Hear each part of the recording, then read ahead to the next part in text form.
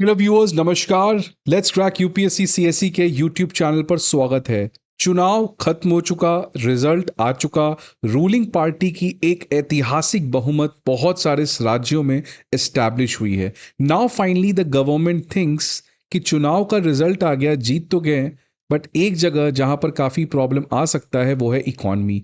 So finally government of India has understood that how much it is going to impact the India's economy, जिस तरीके से ये middle east में war चल रहा है। और उसी कॉन्टेक्स्ट में वॉर स्टार्ट होने के बाद पहली बार प्राइम मिनिस्टर मोदी ने ऑस्टेरिटी मेजर्स बताए, जहां पर पेट्रोल डीजल की कट डाउन करो, वर्क फ्रॉम होम करो, गोल्ड वोल्ड मत खरीदो, बाहर बेफिजूली का घूमने मत जाओ। तो प्राइम मिनिस्टर मोदी जो है वो एग्रेसिवली अब इंडिया के फॉरेक्स रिजर्व और इकोनॉमी को स्टेबलाइज करने का प्रयास हर तरीके से कर रहे हैं। अब उसी के बीच में अचानक एक बहुत ही एम्बिशियस प्रोजेक्ट यहां पर गवर्नमेंट ऑफ इंडिया लॉन्च कर सकती है आने वाले समय में। 40,000 करोड़ का deep sea gas pipeline. Friends, really ये एक बहुत ही एम्बिशियस प्रोजेक्ट है, और अगर ये प्रोजेक्ट सक्सेसफुल होता है जिस तरीके से प्लान बनाया जा रहा है, तो really it is going to end India का LPG shortage. Because LPG India के लिए इस वॉर में सबसे वीकेस्ट लिंक बना था, because 90% of this comes from the state of Hormuz, और इसीलिए वहां पर सबसे ज्यादा प्रॉब्लम इंडिया को झेलना पड़ रहा था। और इसी प्रॉब्लम से फ्री होने के लिए 40,000 करोड़ का एक डीप सी गैस पाइपलाइन बनाने जा रही है गवर्नमेंट ऑफ इंडिया, जिससे uninterrupted gas supply gulf country से भारत में हो सकता है। अब देखिए फ्रेंड्स, रिपोर्ट क्या आ रहा है। सबसे पहले इस रिपोर्ट के बारे में द इकोनॉमिक टाइम्स ने अपने न्यूज़पेपर में कवर किया कि एक पाइपलाइन बनने जा रहा है जो समुद्र से काफ़ी नीचे होगा। ये पाइपलाइन ओमान से स्टार्ट होगा और ये इंडिया के कोस्ट, वो चाहे गुजरात या महाराष्ट्र में आएगा। इस टोटल प्रोजेक्ट की जो टोटल कॉस्ट बताई जा रही है, it is a massive 40,000 crore, और इसको आने वाले 5 से 7 साल में कंप्लीट किया जाएगा। और इसके लिए इस रिपोर्ट में कहा गया है कि जो पेट्रोलियम मिनिस्ट्री है उसने already state run firms like GAIL, engineers India और आईओसीएल को एक डिटेल्ड फिजिबिलिटी रिपोर्ट बनाने को निर्देश भी दे दिया है। अब मैं थोड़ा सा आपको समझा दूं ये पाइपलाइन कैसे बन रहा है। इस समय अगर आप देखेंगे, हमारा जो भी gas, petrol, diesel, crude oil जो आता है वो स्ट्रेट ऑफ हॉर्मुज से यहाँ से आता है, क्योंकि यूएई जो है वो यहाँ से भेजता है। ईरान का तेल यहाँ से आता है। सऊदी अरेबिया का भी जो क्रूड ऑयल है, गैस वैस है, कतर वतर का जो गैस है, वो सब स्ट्रेट ऑफ हॉर्मुज से आता है। और स्ट्रेट ऑफ हॉर्मुज में जिस तरीके से इस समय डबल ब्लॉकेट की सिचुएशन लग गई है, and one thing which we should not be surprise कि आने वाले समय में strait of Hormuz will never ever be the same. वो हमेशा एक इंस्टेबिलिटी से गुजरेगा, बिकॉज इस पूरे एरिया में एक एनार्किकल सिचुएशन बनते हुए नजर आ रहा है। अब इसी कॉन्टेक्स्ट में देखिए क्या करने जा रही है गवर्नमेंट ऑफ इंडिया, कि ओमान से अब एक डीप सी पाइपलाइन बना देगी। ओमान से अब एक डीप सी पाइपलाइन बना देगी जो समुद्र से काफी नीचे होगा, और ये पूरी तरीके से स्ट्रेट ऑफ हॉर्मुज को बाईपास कर देगा। और ओमान में जो एक तरीके का ये हम गैस पाइपलाइन बनाने जा रहे हैं, इससे ओमान की तो गैस आएगी, लेकिन यूएई, कतर, ये सब अपने गैस ओमान को भेज सकते हैं, और ओमान से फिर ये एक डीप सी गैस पाइपलाइन के थ्रू इंडिया भेजी जा सकती है। तो इससे वो तमाम कंट्री जो इंडिया के मार्केट को एक्सेस करना चाहते थे, but the biggest problem was कि ये इनको डिपेंड करना पड़ता था स्ट्रेट ऑफ हॉर्मुज के ऊपर, जिसकी वजह से जो गैस सेंडिंग कंट्री हैं और जो गैस रिसीविंग कंट्री हैं, इन दोनों को डिलेमा रहता था।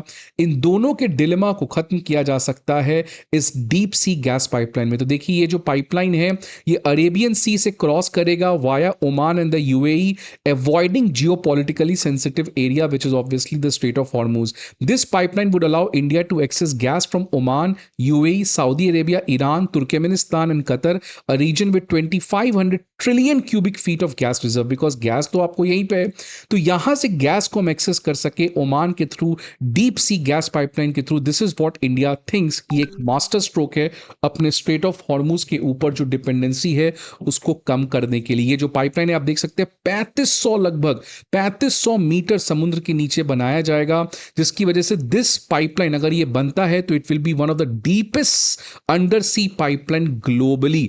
और ये आज करना पॉसिबल है because deep sea pipe laying, pipe को बिछाना इतने नीचे जाकर आज टेक्नोलॉजी की वजह से ये पॉसिबल है। ऑल्दो पहले भी ये पॉसिबल था, but the cost of construction was humongous, but now because of technology the cost has been significantly scale down. India own company SAGE जो है, साउथ एशियन गैस एंटरप्राइज, उसने ऑलरेडी एक तरीके का 3000 मीटर का टेस्ट पाइपलाइन लगा रखा है, जिसकी कॉस्ट बताई जा रही है 25 करोड़, जो बहुत ही कम है। पहले इसकी करोड़ 100 करोड़ से ज्यादा थी। तो ऑलरेडी टेक्नोलॉजी में एडवांसमेंट की वजह से आज हम इस तरीके के पाइपलाइंस को काफी नीचे सीबेड पे लगा सकते हैं। अब थोड़ा सा आप समझिए लार्जर पिक्चर क्या है। कतर 2018 में ओपेक छोड़ दिया, 2026 में यूएई जो है वो ओपेक छोड़ दिया। अब यूएई ओपेक क्यों छोड़ा है? एक बात तो क्लियर है कि जिस दिन स्ट्रेट ऑफ हॉर्मुज में थोड़ी सी फ्रीडम आएगी, ये ओपन किया जाएगा, यूएई को पता है कि ऑयल गैस इनकी जमाना खत्म है। बिकॉज जिस तरीके से ये वॉर चल रहा है नाउ, जितने भी कंट्री आज फॉसिल फ्यूल पे डिपेंडेंट थे, वो आने वाले समय में एग्रेसिवली रिन्यूएबल एनर्जी की तरफ शिफ्ट करेंगे। इसके पहले कि कंट्री रिन्यूएबल एनर्जी पे शिफ्ट करे, क्यों ना मैं अपना सारा तेल गैस एग्रेसिवली दुनिया को बेचकर पैसे कमाकर एआई वेआई में खर्च कर सकूं। आज ओपेक की वजह से यूएई जो है वो अपने प्रोडक्शन कैपेसिटी को नहीं बढ़ा पा रहा था या फुली यूटिलाइज नहीं कर पा रहा था। एंड यूएई को पता है कि अगर आज नहीं कर पाए तो 5 साल बाद नहीं कर पाएंगे, because every country will now focus on more and more non fossil fuel energy. इसकी वजह से यूएई जो है वो एग्रेसिवली अपने ऑयल और गैस के इंपोर्ट एक्सपोर्ट को बढ़ाना चाहता है। So does the Qatar. अब कतर और यूएई क्या करेंगे? इनके लिए प्रॉब्लम पहला था ओपेक का प्रॉब्लम खत्म हो गया। दूसरा प्रॉब्लम था इनके लिए स्ट्रेट ऑफ हॉर्मुज के ऊपर डिपेंडेंस होना। अब इस डीप सी गैस पाइपलाइन की वजह से कतर, यूएई जैसे कंट्री जो हैं, वो दोनों प्रॉब्लम, ओपेक का प्रॉब्लम जिसके अंदर इनको प्रोडक्शन एक पर्टिकुलर लिमिट के बियॉन्ड नहीं करने की परमिशन थी, और दूसरा प्रॉब्लम कि अगर ये प्रोडक्शन करते भी हैं तो स्ट्रेट ऑफ हॉर्मुज में जिस तरीके से ईरान इन्फ्लुएंस रखता है, ये हमेशा इनके लिए एक डिलेमा था। लेकिन अब इस डीप सी गैस पाइपलाइन का लगाना, ओपेक से बाहर होना, ये क्लियरली बताता है कि आने वाले समय में एक तरीके से यूएई, कतर जो है वो ओमान के साथ मिलकर इंडिया में एक massive amount of energy supply कर सकते हैं। और यही रीजन है कि प्राइम मिनिस्टर मोदी इस समय यूएई पहुंच चुके हैं, जहां पर energy ties, strategic oil reserve, LPG pack, इन सभी चीजों के ऊपर जो है वो काफी बड़ी बातचीत हो सकती है। लेकिन हमेशा से घूम फिर कर सवाल यही आता है, क्या ये बड़ी बड़ी ऐलाने हैं? बिकॉज गवर्नमेंट ऑफ इंडिया बड़ी बड़ी ऐलाने तो करती हैं, but when it comes to implementation सब दिख जाता है किस तरीके से इंप्लीमेंटेशन है। मैं क्यों कह रहा हूं? बिकॉज 2015 में सबसे पहली बार ये $4 बिलियन का डीप सी गैस प्रोजेक्ट के बारे में बात हुई थी। ये देख सकते हैं, इंडियन एक्सप्रेस का आर्टिकल है। 2015 में पहली बार जो सेज है, साउथ एशियन गैस एंटरप्राइज, उसने प्रपोजल दिया था कि क्यों ना हम पाकिस्तान को बाईपास करके इस तरीके से एक डीप सी गैस पाइपलाइन बनाते हैं, जो हम आसानी से गैस की सप्लाई को इंश्योर कर सकते हैं। बिकॉज जो तापी है, तुर्कमेनिस्तान, अफगानिस्तान, पाकिस्तान, इंडिया, पाकिस्तान की वजह से सक्सेस नहीं हो पाया। फिर हमने बनाया था आपका Iran Pakistan India IPI pipeline, Pakistan की वजह से नहीं हो पाया। इसलिए पाकिस्तान को बाईपास करके सेज ने एक प्रपोजल दिया था गवर्नमेंट को कि क्यों ना हम सेम ओमान के थ्रू या ईरान के चाबहार पोर्ट के थ्रू इस तरीके का पाइपलाइन बनाए। लेकिन 2015 के बाद ये प्रपोजल जो है वो किसी बंद कमरे में रख दिया गया, किनारे में ये फाइल को रख दिया गया। बिकॉज गवर्नमेंट ऑफ इंडिया की सबसे बड़ी प्रॉब्लम है, जब तक क्राइसिस नहीं आता है हमारे लिए वेकअप कॉल नहीं होता है। We never plan proactively.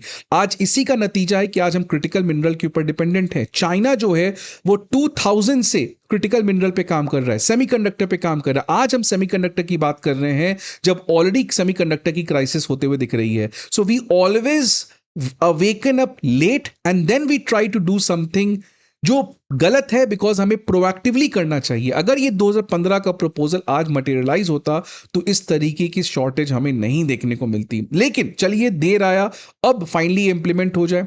इसके साथ साथ गवर्नमेंट ऑफ इंडिया ने अचानक कोल गैसिफिकेशन स्कीम को भी अप्रूवल दिया। This is again massive, 37,500 crore का कोल गैसिफिकेशन स्कीम को कैबिनेट ने अप्रूवल दिया। इस स्कीम के अंदर हम जो इंडिया के अंदर कोयला है, कोयला को हम कन्वर्ट कर देंगे गैस में, जिसको हम लोग कहते हैं सिंथेटिक गैस। गैस। तो जो गैस है वो या तो नेचुरली पाया जाता है, या गैस को आप पेट्रोलियम क्रूड ऑयल को रिफाइन करने के समय भी निकाल सकते हो, या नहीं तो आप कोल को भी गैस में कन्वर्ट कर सकते हो, जिसको आप फर्दर प्रोसेस करके सेम तरीके से जैसे नेचुरल गैस यूज करते हो, या सिंथेटिक गैस को भी प्रोसेस करके आप वैसे ही यूज कर सकते हो। लेकिन अगेन सवाल आता है, क्या ये अगेन एक रिएक्शनरी मेजर है? बिकॉज 2023 में खुद गवर्नमेंट ऑफ इंडिया ने कहा था 100 मिलियन टन का कोल गैसिफिकेशन 2030 तक का रेडी होगा। अगर आज की मैं बात करूं, एक भी कोल गैसिफिकेशन प्रोजेक्ट इंडिया के पास नहीं है, तो क्या कर रहे थे हम 3 साल से? अगर 3 साल से कोल गैसिफिकेशन प्रोजेक्ट हमारा लॉन्च होता तो शायद ऐसी मुसीबत नहीं आती। बट अगेन देर आया सो शायद दुरुस्त आए। तीसरा, अगेन रशिया जो है वो वापस से इंडिया के साथ अपने टाइम टेस्टेड पार्टनरशिप को फुलफिल करते हुए दिख रहा है। रशिया ने कहा है कि जो भी एनर्जी पैक्ट हमने भारत के साथ कर रखा है उसको 100% कमिट किया जाएगा, चाहे कोई भी ग्लोबली टेंशन क्यों ना हो। अब सवाल आता है, क्यों हमने रशिया से क्रूड ऑयल खरीदना कम कर दिया था ट्रंप के प्रेशर में? आप देख सकते हैं एनडीटीवी की आज की यह खबर आ रही है कि इंडिया का जो क्रूड ऑयल परचेज है वो 15% से घटकर आ चुका है। एक जमाने में ये 30% था। आप देख सकते हैं चाइना 49% शेयर है और इंडिया का 37% था, लेकिन आज घटकर वो 15% से कम हो गया है, obviously under the pressure of Trump. और उसी का नतीजा है कि आज रशिया तेल तो दे रहा है बट डिस्काउंट नहीं दे रहा है। इसीलिए एक बात तो हमने कभी भी नहीं करना चाहिए था, रशिया के साथ एनर्जी के पर्सपेक्टिव से खासकर किसी भी तरीके का कुछ भी हद तक समझौता हमें नहीं करना चाहिए था। इसी से मेरे 5 टेकअवेज यहां पे हैं। सबसे पहला, जैसे एफआरबीएम एक्ट है जिसके अंदर इंडिया को फिस्कल डेफिसिट कट करना है, हमारे पास एनडीसीज है, नेशनल डिटरमाइंड कंट्रीब्यूशन, जहां पे हर 5 साल पे हमें इन्वायरमेंट के प्रति क्या टारगेट है वो देना पड़ता है। इसी तरीके से पार्लियामेंट को एक एक्ट पास करना चाहिए और उस एक्ट में बताना चाहिए कि अगर आज इंडिया का 90% एनर्जी इंपोर्ट बाहर से आता है तो 2030 तक ये कितना होगा, 2035 तक कितना होगा, 2040 तक कितना होगा। बिकॉज आज तक तो कोई एक्ट ही नहीं है। इसीलिए 1991 में भी अगर हमारा 90% एनर्जी इंपोर्ट डिपेंडेंस था, आज भी 90% इंपोर्ट डिपेंडेंस है, which means effectively we had not been able to phase it down। खत्म तो नहीं कर सकते इंपोर्ट डिपेंडेंस, बट कम जरूर कर सकते हैं। दूसरा टेक अवे है कि इंडिया में रिन्यूएबल एनर्जी अगर आप देखेंगे 50% कैपेसिटी इस समय रिन्यूएबल एनर्जी का है लगभग, तो 50% फॉसिल फ्यूल का है। लेकिन क्या रिन्यूएबल एनर्जी प्लांट से एनर्जी प्रोड्यूस होता है? When it comes to total energy production, तो अगर 100 यूनिट का एनर्जी प्रोड्यूस हो रहा है तो मात्र 25 यूनिट हमारा रिन्यूएबल एनर्जी से प्रोड्यूस होता है। ऑल्दो हमारी कैपेसिटी कितनी की है? 50 यूनिट। बिकॉज सबसे बड़ा प्रॉब्लम है कि हम क्यों नहीं रिन्यूएबल एनर्जी प्लांट्स को फुली यूटिलाइज कर पा रहे? बिकॉज हमारे पास स्टोरेज नहीं है। दिन में इतनी तेज धूप होती है, एनर्जी प्रोड्यूस होता है, उसको अगर हम स्टोर कर पाए तो रात को यूज कर पाएंगे। लेकिन इंडिया के पास एनर्जी स्टोरेज का इंफ्रास्ट्रक्चर काफी कम है, इसलिए रिन्यूएबल एनर्जी की कैपेसिटी तो है बट वो हाईली अनयूटिलाइज्ड है। यूएई जो है आने वाले समय में इंडिया के लिए एक बहुत इंपॉर्टेंट कंट्री हो सकता है, बिकॉज यूएई ओपेक से बाहर गया है। यूएई जो है एग्रेसिवली सप्लाई करने जा रहा है। इंडिया के पास वर्ल्ड की सबसे बड़ी रिफाइनरी है, दोनों मिल जाएं तो आने वाले समय में ग्लोबल डिमांड को हम फुलफिल कर सकते हैं। रशिया के साथ कभी भी कोई भी समझौता हमें एनर्जी को लेकर नहीं करना है, और ट्रंप भाई साहब को हमें ड्रॉ करना है रेड लाइंस कि आपके हर डिक्टम्स नहीं चलेंगे। और इनफैक्ट ट्रंप क्या, अमेरिका का कभी बोलते हो वेनेजुला से तेल मत खरीदो, ईरान से तेल मत खरीदो, रशिया से तेल मत खरीदो। तेल खरीदे तो खरीदे किससे? फिर आपने ईरान के चाबहार वो पूरा स्ट्रेट ऑफ हॉर्मुज आपकी वजह से ब्लॉक है। सो ट्रंप के साथ एक क्लियर कट मैसेज है, देखिए आपकी वजह से ये सारी प्रॉब्लम आती है। इसीलिए इंडिया में क्योंकि 90% आप इंपोर्ट डिपेंडेंट हैं, तो आप रशिया से तेल खरीदना कम भी नहीं कर सकते हैं। और सबसे बड़ा मेरा पांचवा टेकअवेज है पॉलिटिक्स में इशू। पॉलिटिक्स में आज कोई मतलब ही नहीं है एनर्जी इंपोर्ट 90% है कि 95% है कि 5% है। People does not bother about it. जब क्राइसिस आता है तो लोग कहते हैं यार गैस की दाम बढ़ गई, तेल की दाम बढ़ गई। जब नहीं बढ़ी थी तब आपने सवाल क्यों नहीं पूछा कि सरकार क्या कर रही है इसको कट डाउन करने के लिए? So people should not again be reactionary. आज गैस का दाम बढ़ रहा है तो गवर्नमेंट की गलती नहीं है, ऑब्वियसली आज तो बहुत सारी चीजों की वजह से है, बट ये नहीं था तो फिर गवर्नमेंट ने क्यों नहीं कुछ किया गैस और एनर्जी को इंपोर्ट को कट डाउन करने के लिए? तो people should not always try to ask government when people are hurted, people feel impact of price rise, but people should always keep on questioning the government even if the crisis was there or not, because ये 90% का energy import dependence ये कई समय से चल रहा है। Media channels, people, civil society, they should be vigilant about this. तो ये मेरे 5 टेकअवेज हैं। आपके क्या है? Please let me know in the comment box. I hope आपको ये वीडियो अच्छा लगे। See you again some other video. Till then good bye and take care.